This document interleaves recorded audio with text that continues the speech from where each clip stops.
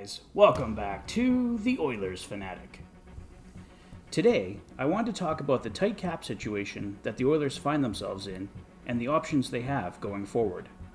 The Oilers look well on their way to a playoff spot, but what can they do to augment their roster this year and going forward?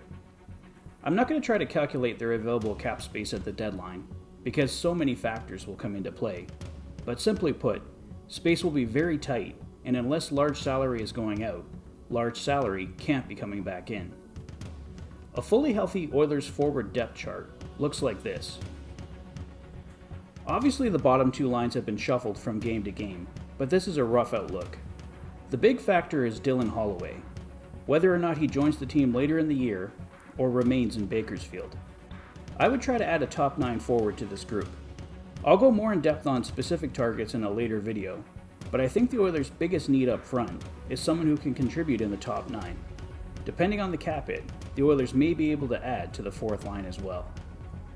The Oilers need to decide what they are doing with Jesse Puljujärvi and Kailer Yamamoto. It's possible they can keep them both, but it will hinder their ability to add anybody else if they do. A fully healthy Oilers defensive depth chart looks like this. With all those names, do the Oilers need to add? Philip Broberg has proven thus far he's capable at filling in, and I think William Lagesson is serviceable in the bottom pairing. If you can add a cheap depth D-man on an expiring deal, do it. Injuries happen, as we are witnessing now firsthand. There's no doubt that the Oilers would benefit by bringing in another established top 4 D-man, but as will be the recurring theme throughout, unless a big contract is going out, I can't see how the Oilers can afford to bring a big ticket player in. A fully healthy Oilers goalie depth chart looks like this. Mike Smith remains a question mark for now, but reports indicate he should be back mid-December. In the interim, Mikko Koskinen and Stuart Skinner have provided the Oilers with solid goaltending. Koskinen has had a comeback season, and Skinner looks NHL ready, albeit in limited duty so far. So what do the Oilers do in goal? Mike Smith's health is a huge factor. If Smith remains a question mark, or if there is a deal to be made for an upgrade, I think the Oilers have to look at moving Mikko Koskinen and upgrading at that position. The key will be that the goalie coming in has to have an expiring contract, or you must have the knowledge that Mike Smith will be out next season to free up the cap space. A goalie I've mentioned many times, Chris Driedger, would be manageable on a $3.5 million deal, because it's not a large increase on Smith at $2.2 million. But like I said, Smith has to be gone or on long-term injured reserve. With his play so far and his cheap cap hit of just $750K for next season, I think Stuart Skinner is a lock to be in the tandem for next season. Add the fact that he has to clear waivers to go to Bakersfield next year, and it's simply a no-brainer. If Smith is healthy next year, I think we are looking at a Smith-Skinner tandem. If Smith's not healthy, a goalie in the price range of Chris Driedger is the ideal candidate. You also have the option of re-signing Mikko Koskinen, but I don't think that's a route they go down. I'm really happy for Koskinen that he's had a bounce-back year, but I can't see him as an Oiler beyond this season. To bring in a goalie like Marc-Andre Fleury, for example, Mikko Koskinen and probably Kailer Yamamoto and Kyle Turris would need to go to make the money work. A goalie like John Gibson, with his high cap hit for years to come, just won't be doable unless other sacrifices are made. Let's look at the potential 2022-2023 roster for the Oilers. Now this roster is just looking at who could potentially be here. Don't put too much stock into where I've placed them in the lineup.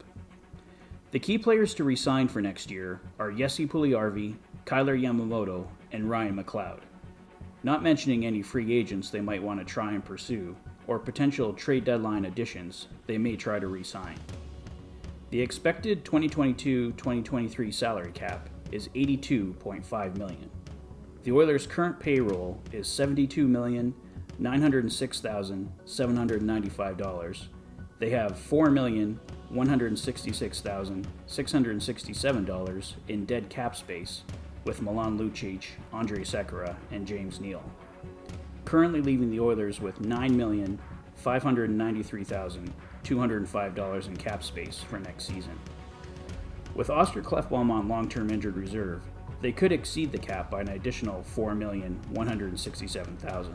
If the Oilers' big three free agents take roughly these amounts to sign, Jesse Puljujarvi $5 million, Kailer Yamamoto $2 million, and Ryan McLeod $2 million, that basically only leaves the Oilers their LTIR space to make any additions. So, big decisions will need to be made. On defense for 2022-2023, we have Nurse and Bouchard in the top pairing, Keith and Ceci in the second pairing, Broberg and Barry in the third pairing, and Cuckoo as the seventh defenseman. The Oilers have all their key defensemen under contract for at least 1 year. Some players like Samorukov need to be re-signed, but they aren't looking at raises yet. Barring a trade, I think this is pretty close to what the Oilers' D will look like for next year. I think we pretty much covered the goalie situation. You're looking at Mike Smith and Stuart Skinner in my opinion, unless something happens to Smith. I went through this not only for you guys, but to give myself a more in-depth look at the Oilers' situation going forward. I think we need to put any dreams of a John Gibson type player aside. There is potential space on the horizon in a few years, but it will be needed for the Bouchards and the Brobergs. Any major additions for the Oilers will need to be money in, money out type deals or value signings. Here's what I would do. For the goalie situation, if you can get an upgrade on Koskinen for a similar cap hit on an expiring deal, move him. If there is no upgrade, keep all three goalies for playoff depth. For Jesse Puljujarvi, I say get him signed. He has emerged as a legit top six forward. He's loved by his teammates and fans. Jesse should be an Oiler for years to come. For Kailer Yamamoto, I like Yamo, but if you don't plan to sign him, I say move him now and audition another player for the role, internal or through trade. I would add a top 9 forward at the trade deadline, 2 if you're moving Yamo, and one of those additions could be Dylan Holloway. The defense has enough depth in my opinion, but add a depth piece if you have the cap space available. If you can make a trade to improve the top 4 that is manageable in the years to come, go for it. This completes my look at the cap crunch for the Edmonton Oilers. Let me know what you guys think in the comment section below.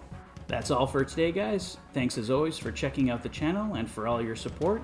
If this is your first visit to the channel, please consider liking and subscribing, and I will do my absolute best to keep you up to date with all the latest Oilers news, rumors, and game reviews. You've been watching the Oilers Fanatic. Thanks for being a fan. Have a great night, guys. See you tomorrow after the Oilers in Vegas game for the Fanatic Rundown. Have a great weekend.